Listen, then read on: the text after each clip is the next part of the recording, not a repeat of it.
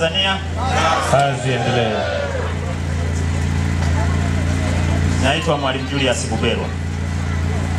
Mimi nasimamia idara ya elimu msingi halmashauri ya mji Kasulu. Mheshimiwa mwenyekiti chama tawala, Mheshimiwa diwani wa kata hii, natambua uwepo wa meza kuu wote. Mheshimiwa ameniambia nimalize kabisa kwa sababu muda sio rafiki. Sisi walimu tunafanya kazi ya kuandaa wataalamu wa baadaye. Lakini sasa nyie wanajamii mnatusaidia kupata sehemu sahihi nzuri ya kuandalia. Nakumbuka mwaka jana tulishafanya kikao pale shule ya msingi Mwilambya kwa ajili ya kuchangishana kupata shule mpya. Katika mji wetu huu tulikuwa na shule kama 4-5 hivi zilizokuwa na msongamano mkubwa sana. Shule ya msingi Juhudi ile imebidi tuitapishe shule nyingine 4. Ilijengwa shule ya msingi Mkombozi, ikajengwa shule ya msingi Galichako, ikajengwa shule ya msingi Bajana, na yenyewe ikabaki ya 4. Tumepunguza msongamano. Ilikuwepo shule ya msingi Kasulu, ikajengwa shule ya msingi Murusi. Ilikuwepo shule ya msingi Nyansha, ikajengwa shule ya msingi Kilombero.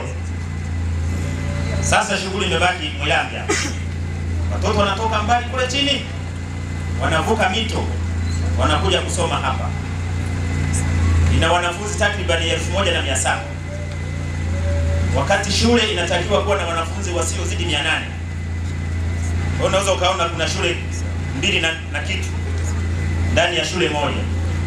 Kwa hiyo kwa vyovyote vile, Mheshimiwa mwenyekiti, tunahitaji shule mpya katika eneo hili. Mwaka jana tulitakiwa kupeleka mapendekezo ya shule ambayo inatakiwa kugawanywa.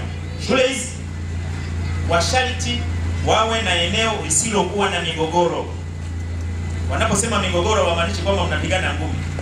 Hata kama mnadai fidia ni mgogoro. Mwilambya tukashindwa. Ungekuwa na shule mpya sasa hivi tunamaliza kujenga. Tukapeleka Kanazi kule, na Kanazi wanaopita kule tunamalizia kujenga shule mpya. Serikali iko serious kabisa. Kwa hiyo na ninyi mkimaliza mgogoro, naita mgogoro kwa sababu kitaaluma tunaita mgogoro. Kimaliza fidia, mimi sio msemaji lakini nadhani mwakani unaweza kukubali kutuletea shule. Maana tukishapeleka, jamani, hii shule ina wanafunzi 1700, hata pale wanaposomea hata wangekuletea madarasa mengine 10. Eneo halitoshi tena. Na shule haiwezi kuwa na wanafunzi 3000. Pale inatosha tu, mwisho ni pale. Kwa hiyo Mheshimiwa mwenyekiti, hiki kitu kinachofanyika leo mimi kimenipa amani moyoni mwangu. Nilikuwa mbali sana na kuamua hii, lakini nikasema hata iwe saa 11 lazima nifike hapa. Kwa hiyo mimi kama mdau unayesimamia elimu ya msingi, hawa wadau hawa wanahitaji mazingira rafiki, wasitembee umbali mrefu, wapate masomo yao. Kwa hiyo nilikuwa na chokoza kidogo. Mheshimiwa mwenyekiti, nashukuru kwa kunipa nafasi. Nadhani kazi iendelee. Asante sana. Asante sana afisa